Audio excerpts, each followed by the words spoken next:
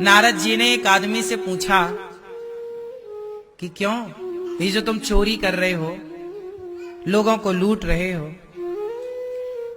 तो जब तुम लोगों को लूटते हो तो ये पाप किसे लगेगा? तो उस आदमी ने कहा कि मैं तो ये परिवार को बांट देता हूं, सोना चांदी हीरा मोती जो लूटता हूं, लोगों को मारता हूं। तो नारद जी ने कहा ये बताओ, ये जो तुम पाप कर रहे हो, लोगों का मर्डर कर देते हो, जंगल से कोई गुजरे ना तो एक लुटेरा था, लूट लेता था, मार देता था, बच्चों को, स्त्रियों को, पुरुषों को लूट लेता।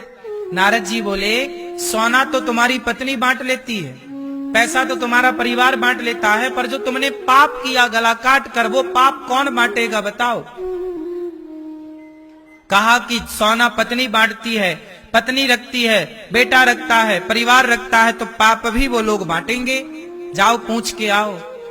वो आदमी पूछने गया परिवार से, पत्नी से कहा क्यों तुम मेरा पाप बांटोगी? पत्नी बोली प्राणनाथ, सोना चांदी बटता है, पैसे रुपए बटते हैं, पाप कभी नहीं बटता। मैं चाह कर भी आपका पाप नहीं बांट सकती। पिता से पूछा, पिता आप मेरा कुछ पाप ले लोगे जो मैंने आपके लिए मर्डर किया है कि आपको पैसे वाला बनाऊं? पिता ने कहा बेटा पाप तो नहीं ले सकता मैं। पुत्र बोला, पिता पुत्र से कहा बेटा तुम पाप लोगे मेरा, पाप भोगोगे? नहीं पिताजी, पाप नहीं लिया जा सकता, पाप का बंटवारा नहीं होता, पाप तो भोगना पड़ता है स्वयं को। आंखें झुकाकर, पलकें झुका करके वो चोर, वो डाकू आया, नारद जी से कहा कि महाराज मैंने बहुत पाप किए, पैसा तो खर्च हो गया, पत्नी परिवार ने सब उड़ा दिया, पैसा मैंने बेईमानी करके कमाया, पैसा तो खर्च हो गया, पर पाप खर्च नहीं हुआ जो मैंने पाप किया था।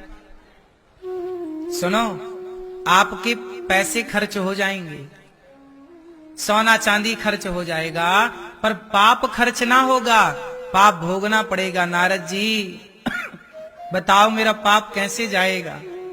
तब नारद जी ने कहा ये बांस का सूखा डंडा गाड़ दिया जमीन में, कहा कि तुम राम राम जपो तब तक जब तक ये सूखा डंडा हरा भरा ना हो जाए।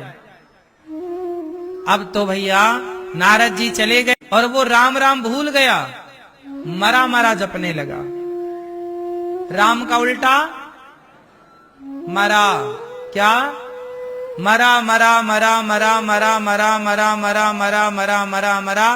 जब उल्टा नाम जपा, सबसे चित्त हटा लिया, सबसे मन हटा लिया, एक प्रभु में मन लगाया, तब वह व्यक्ति भगवान के नाम के बल पर सारे पापों से मुक्त हो गया। इसलिए कहता हूं नाम जपा करो, कथा सुना करो,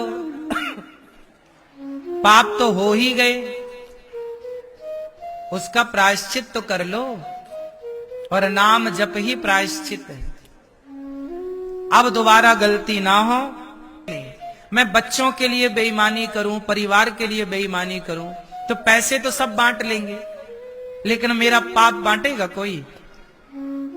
बोलो, आप लोगों ने जो भ्रष्टाचार किया, बेईमानी की, गलत काम किया, पैसा तो खर्च हो गया ना आपका, लाखों रुपए जो बेईमानी से कमाए खर्च, लेकिन पाप तो आपके पास बचा है ना, वो कौन भोगेगा? खुद को ही भोगना पड़ता है। इसलिए कहता हूं नमक रोटी खा लो, चटनी रोटी खा लो, बेईमानी से बचो। कोई ना देखे तुम्हारी बेईमानी, पड़ोसी ने नहीं देखा, रिश्तेदारों ने नहीं देखा, किसी ने नहीं देखा, पर भगवान तो सबको देख रहे हैं, सब समय देख रहे हैं।